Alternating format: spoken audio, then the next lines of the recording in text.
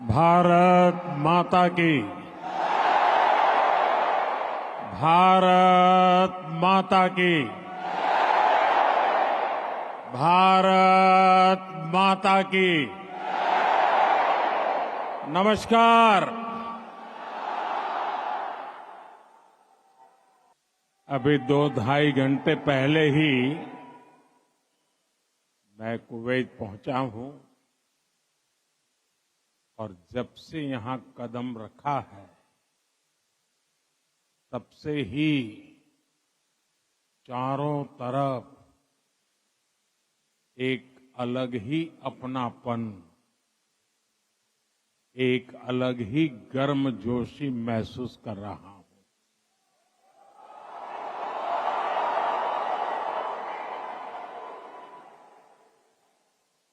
आप सब भारत के अलग अलग राज्यों से आए हैं, लेकिन आप सभी को देखकर ऐसा लग रहा है जैसे मेरे सामने मिनी हिंदुस्तान उमड़ आया है।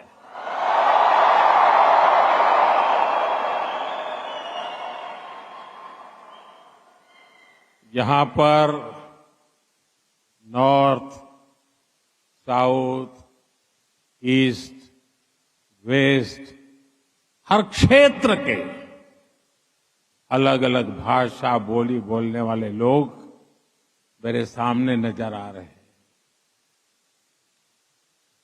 लेकिन सबके दिल में एक ही गुंज है।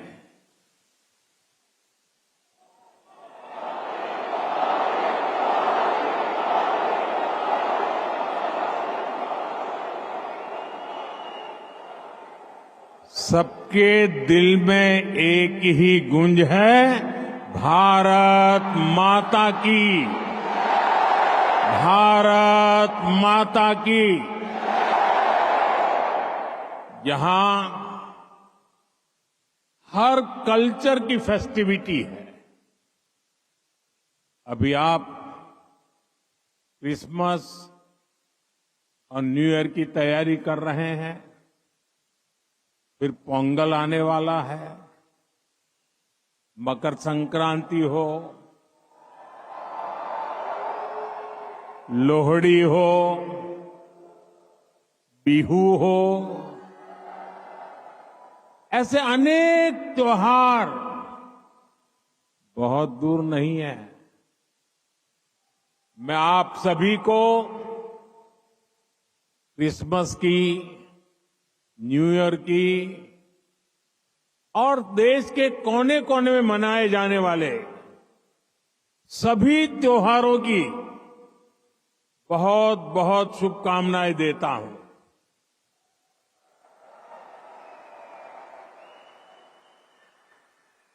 साथियों, आज निजी रूप से मेरे लिए ये पल बहुत खास है। 43 इयर्स, 4 दशक से भी ज्यादा समय, 43 इयर्स के बाद भारत का कोई प्रधानमंत्री कुवैत आया है।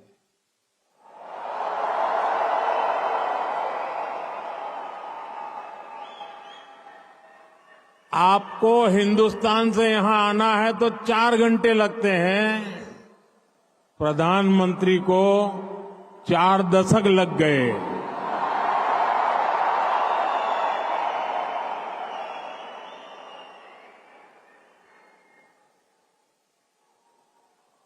आप में से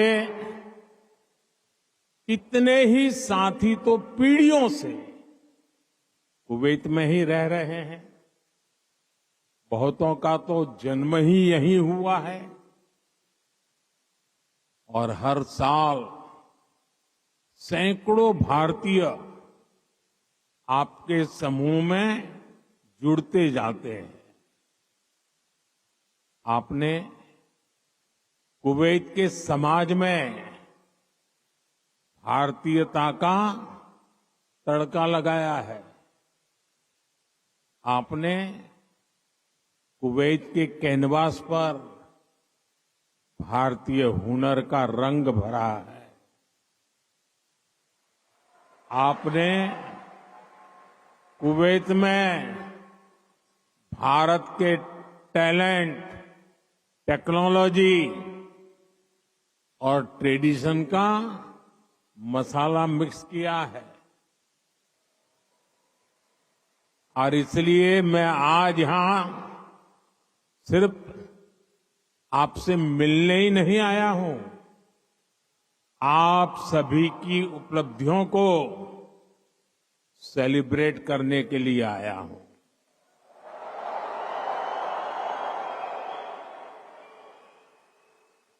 साथियों, थोड़ी देर पहले ही मेरी यहां काम करने वाले भारतीय श्रमिकों, प्रोफेशनल से मुलाकात हुई है।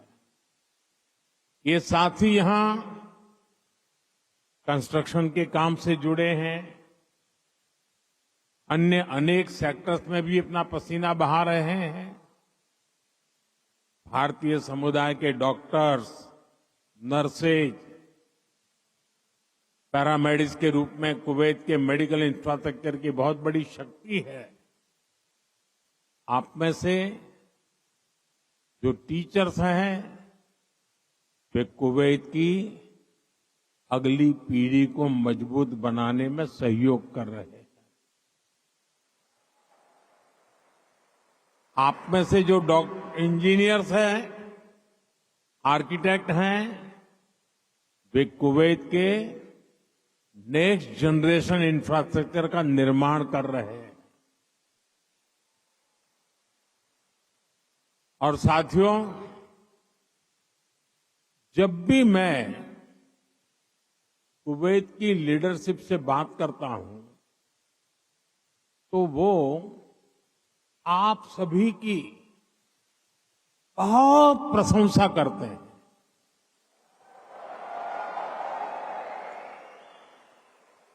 कुवैत के नागरिक भी आप सभी भारतीयों की मेहनत, आपकी ईमानदारी, आपकी स्किल की वजह से आपका बहुत मान करते हैं। आज भारत रेमिटेंस के मामले में दुनिया में सबसे आगे है। तो इसका बहुत बड़ा श्रेय भी आप सभी मेहनत कर साथियों को जाता है। देशवासी भी आपके इस योगदान का सम्मान करते हैं। साथियों, भारत और कुवैत का रिश्ता सभ्यताओं का है, सागर का है, स्नेह का है, व्यापार कारोबार का है। भारत और कुवैत अरब सागर के दो किनारों पर बसे हैं। हमें सिर्फ डिप्लोमेसी ने ही नहीं, बल्कि दिलों ने आपस में जोड़ा है। हमारा वर्तमान ही नहीं, बल्कि हमारा अतीत भी हमें जोड़ता है। एक समय था जब कुवैत से मोती, खजूर और शानदार नस्ल के घोड़े भारत जाते थे, और भारत से भी बहुत सारा सामान यहां आता रहा है। भारत के चावल, भारत की चाय, भारत के मसाले, कपड़े, लकड़ी यहां आती थी।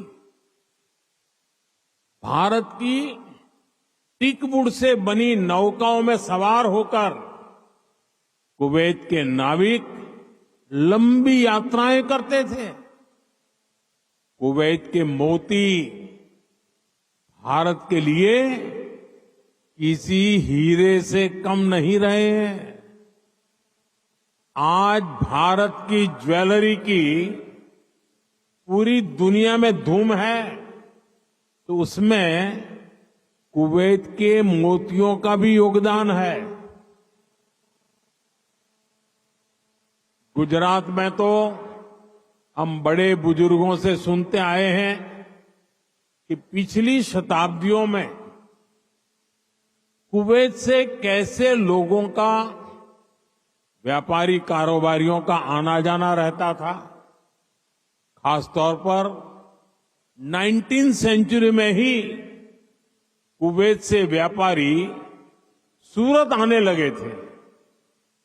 तब सूरत कुवैत के मोतियों के लिए इंटरनेशनल मार्केट हुआ करता था।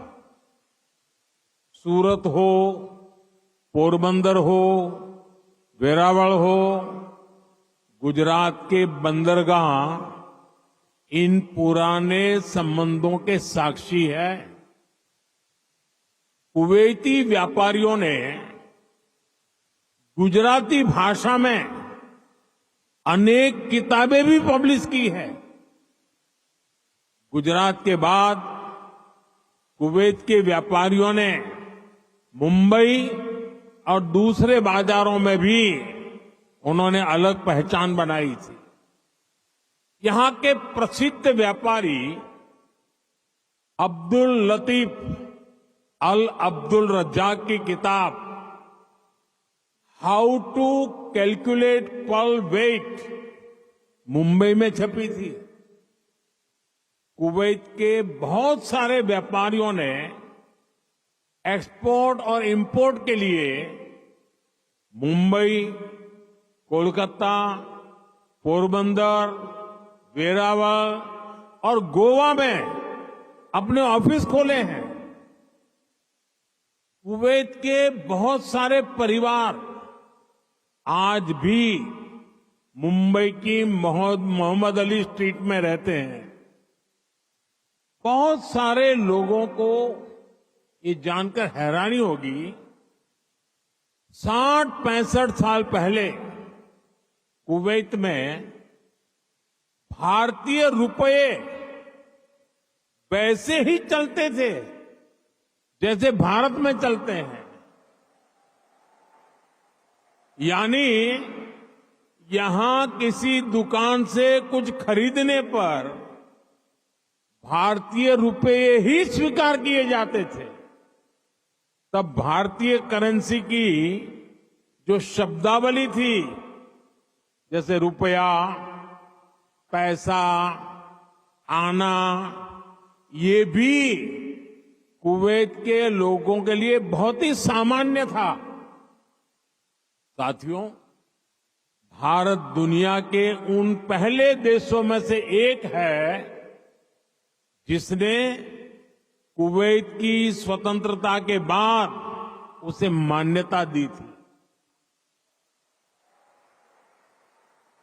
और इसलिए जिस देश से, जिस समाज से इतनी सारी यादें जुड़ी हैं, जिससे हमारा वर्तमान जुड़ा है, वहां आना मेरे लिए बहुत यादगार है।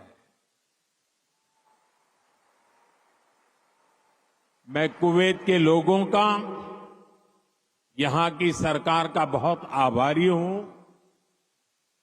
मैं हिज हाइनेस द अमीर का उनके इनविटेशन के लिए विशेष रूप से धन्यवाद देता हूं। साथियों, अतीत में कल्चर और कॉमर्स ने जो रिश्ता बनाया था, वो आज नई सदी में नई बुलंदी की तरफ आगे बढ़ रहा है। आज कुवैत भारत का बहुत अहम एनर्जी और ट्रेड पार्टनर है। कुवैत की कंपनियों के लिए भी भारत एक बड़ा इन्वेस्टमेंट डेस्टिनेशन है। मुझे याद है, his highness crown prince of Kuwait ने न्यूयॉर्क में हमारी मुलाकात के दौरान एक कहावत का जिक्र किया था। उन्होंने कहा था, "When you are in need, India is your destination."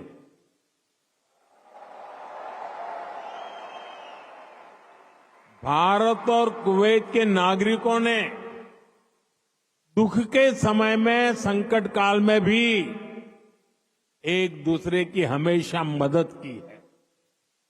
Corona महामारी के दौरान दोनों देशों ने हर स्तर पर एक दूसरे की मदद की। जब भारत को सबसे ज्यादा जरूरत पड़ी तो कुवैत ने हिंदुस्तान को लिक्विड ऑक्सीजन की सप्लाई दी।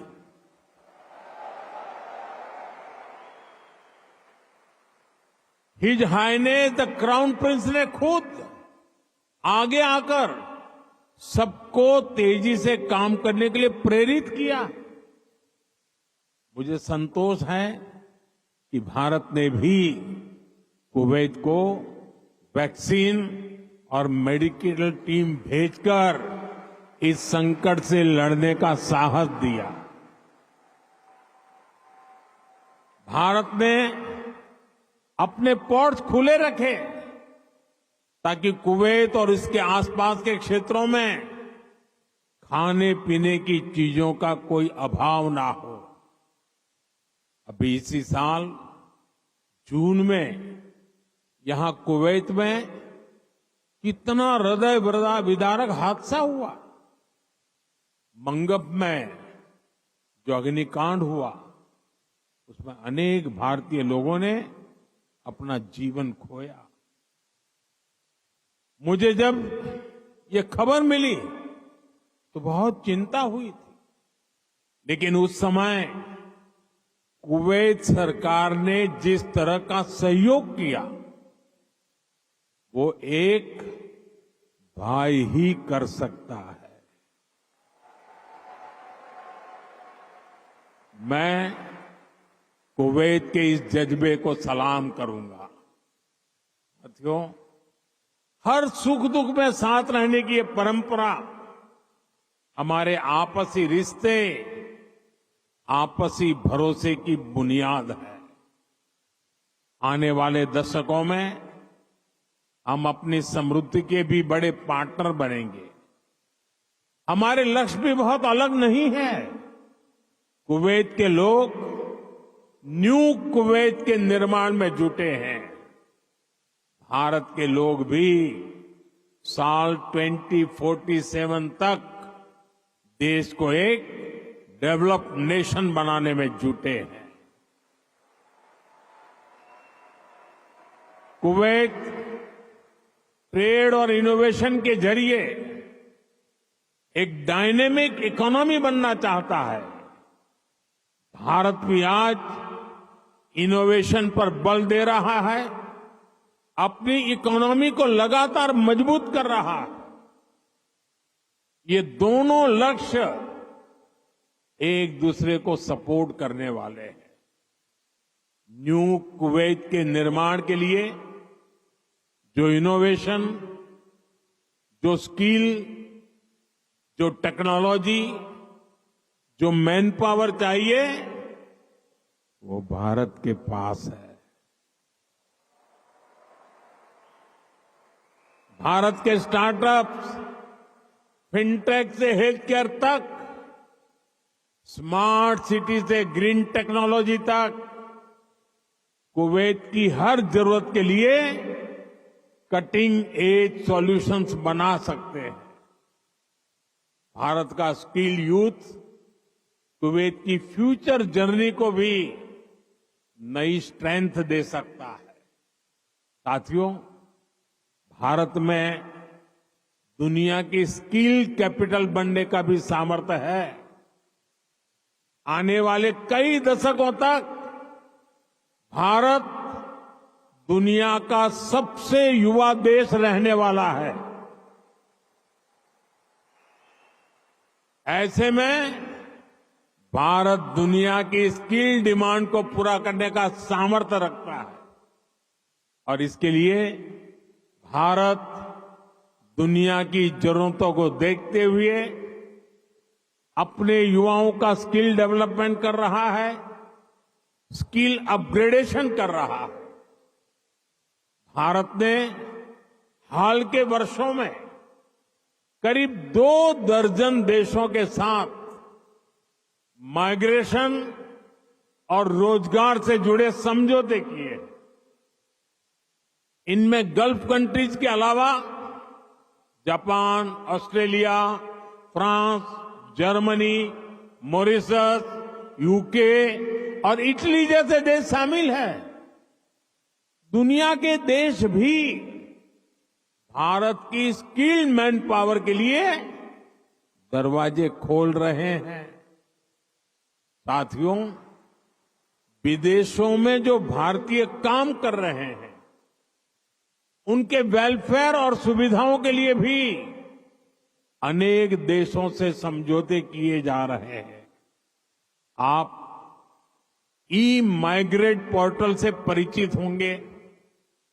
इसके जरिए विदेशी कंपनियां और रजिस्टर्ड एजेंटों की एक ही प्लेटफॉर्म पर लाया गया है। इससे मैन पावर की कहां जरूरत है, किस तरह की मैन पावर चाहिए, किस कंपनी को चाहिए, ये सब आसानी से पता चल जाता है।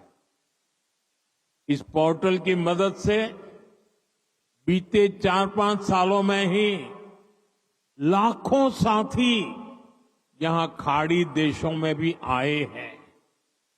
ऐसे हर प्रयास के पीछे एक ही लक्ष्य है, भारत के टैलेंट से दुनिया की तरक्की हो और जो बाहर कामकाज के लिए गए हैं उनको हमेशा सहूलियत रहे। कुवैत में भी आप सभी को भारत के इन प्रयासों से बहुत फायदा होने वाला है। साथियों, हम दुनिया में कहीं भी रहे उस देश का सम्मान करते हैं और भारत को नई ऊंचाई छूता देख उतने ही प्रसन्न भी होते हैं। आप सभी भारत से यहां आए, यहां रहे, लेकिन भारतीयता को आपने अपने दिल में संजो कर रखा है। अब आप मुझे बताइए, कौन भारतीय होगा जिसे मंगलायन की सफलता पर गर्व नहीं होगा? कौन भारतीय होगा जिसे चंद्रयान की चंद्रमा पर लैंडिंग की खुशी नहीं हुई होगी? मैं सही कह रहा हूं कि नहीं कह रहा हूं? आज का भारत एक नए मिजाज के साथ आगे बढ़ रहा है। आज भारत दुनिया की 5वीं सबसे बड़ी इकोनॉमी है।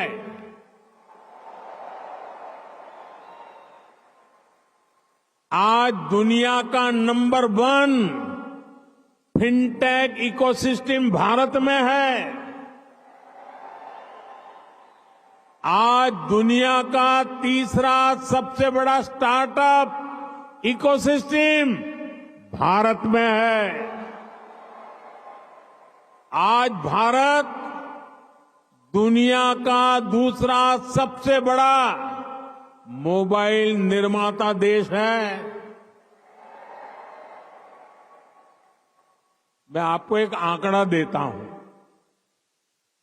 और सुनकर आपको भी अच्छा लगेगा। बीते 10 साल में भारत ने जितना ऑप्टिकल फाइबर बिछाया है, भारत में जितना ऑप्टिकल फाइबर बिछाया है, उसकी लंबाई वो धरती और चंद्रमा की दूरी से भी 8 गुना अधिक है।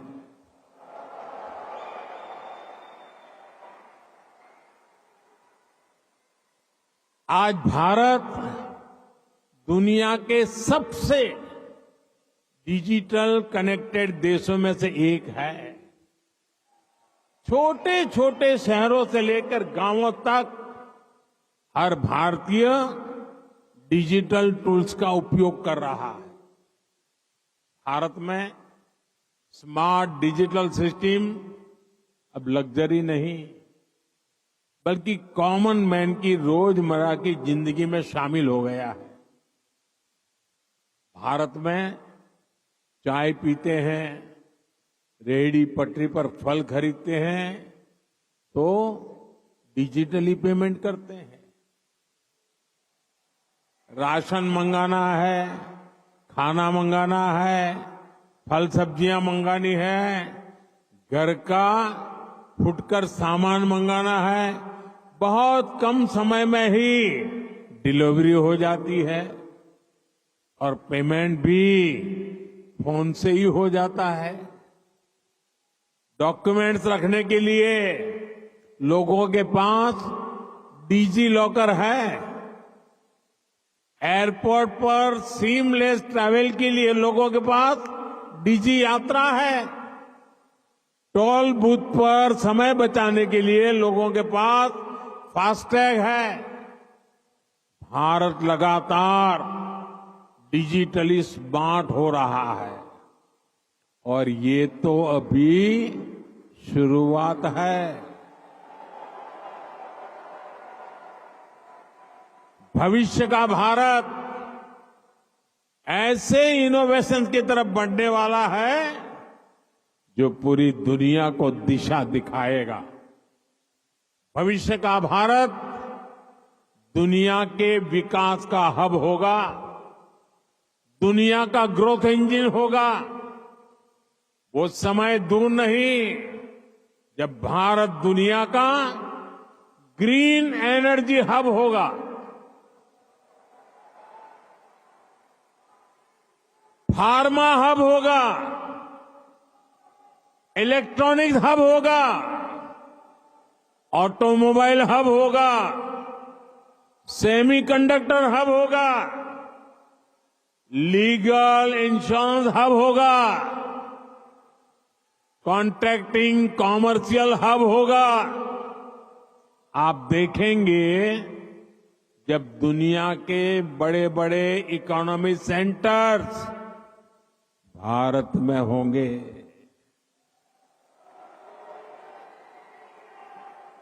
ग्लोबल कैपेबिलिटी सेंटर्स हो, ग्लोबल टेक्नोलॉजी सेंटर्स हो, ग्लोबल इंजीनियरिंग सेंटर्स हो, इनका बहुत बड़ा हब भारत बनेगा। साथियों, हम पूरे विश्व को एक परिवार मानते हैं। भारत एक विश्व बंधु के रूप में दुनिया के भले की सोच के साथ आगे चल रहा है और दुनिया भी भारत की इस भावना को मान दे रही है। आज 21 दिसंबर 2024 को दुनिया अपना पहला वर्ल्ड मेडिटेशन डे सेलिब्रेट कर रही है। ये भारत की हजारों वर्षों की मेडिटेशन परंपरा को ही समर्पित है।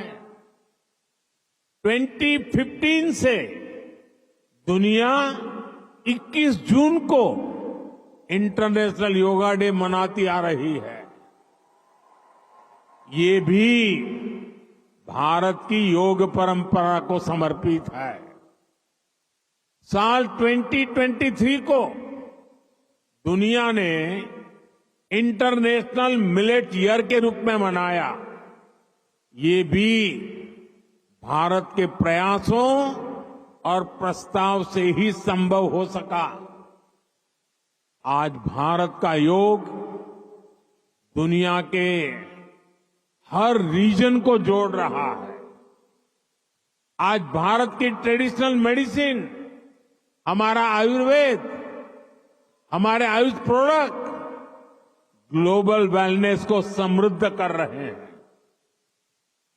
आज हमारे सुपर फूड मिलेट्स, हमारे श्री अन्न, न्यूट्रिशन और हेल्दी लाइफस्टाइल का बड़ा आधार बन रहे हैं। आज नालंदा से लेकर आईआईटीज तक का हमारा knowledge system global knowledge ecosystem को स्ट्रेंथ दे रहा है। आज भारत ग्लोबल कनेक्टिविटी की भी एक अहम कड़ी बन रहा है।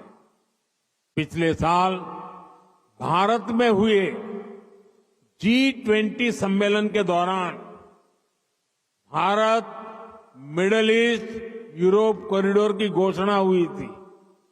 ये कॉरिडोर भविष्य की दुनिया को नई दिशा देने वाला है। साथियों, विकसित भारत की यात्रा आप सभी के सहयोग, भारतीय डायस्पोरा की भागीदारी के बिना अधूरी है। मैं आप सभी को विकसित भारत के संकल्प से जुड़ने के लिए आमंत्रित करता हूं। नए साल का पहला महीना 2025 का जनवरी इस बार अनेक राष्ट्रीय उत्सवों का महीना होने वाला है। इसी साल 8 से 10 जनवरी तक भुवनेश्वर में प्रवासी भारतीय दिवस का आयोजन होगा। दुनिया भर से लोग आएंगे। मैं आप सबको इस कार्यक्रम के लिए आमंत्रित करता हूं। इस यात्रा में आप पुरी में महाप्रभु जगन्नाथ जी का आशीर्वाद ले सकते हैं। इसके बाद प्रयागराज में आप महाकुंभ में शामिल होने के लिए प्रयागराज पधारिए। ये 13 जनवरी से 26 फरवरी तक चलने वाला है, करीब 1.5 महीना। 26 जनवरी को आप गणतंत्र दिवस देखकर ही वापस लौटिए। और हां, आप अपने कुवैती दोस्तों को भी भारत लाइए, उनको भारत घुमाइए। यहां पर कभी एक समय था, यहां पर कभी श्री दिलीप कुमार साहब ने पहले भारतीय रेस्तोरां का उद्घाटन किया था। भारत का असली जायका तो वहां जाकर ही पता चलेगा। इसलिए अपने कुवैती दोस्तों को इसके लिए जरूर तैयार करना है।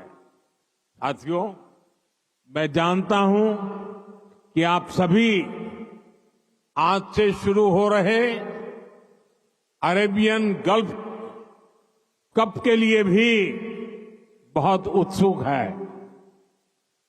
आप कुवैत की टीम को चीयर करने के लिए तत्पर है। मैं हिज हाइनेस द अमीर का आभारी हूं। उन्होंने मुझे उद्घाटन समारोह में गेस्ट ऑफ ऑनर के रूप में इनवाइट किया है। ये दिखाता है कि रॉयल फैमिली, कुवैत की सरकार आप सभी का, भारत का कितना सम्मान करती है। भारत कुवैत रिश्तों को आप सभी ऐसे ही सशक्त करते रहें, इसी कामना के साथ फिर से आप सभी का बहुत बहुत धन्यवाद। भारत माता की, भारत माता की, भारत माता की। बहुत बहुत धन्यवाद।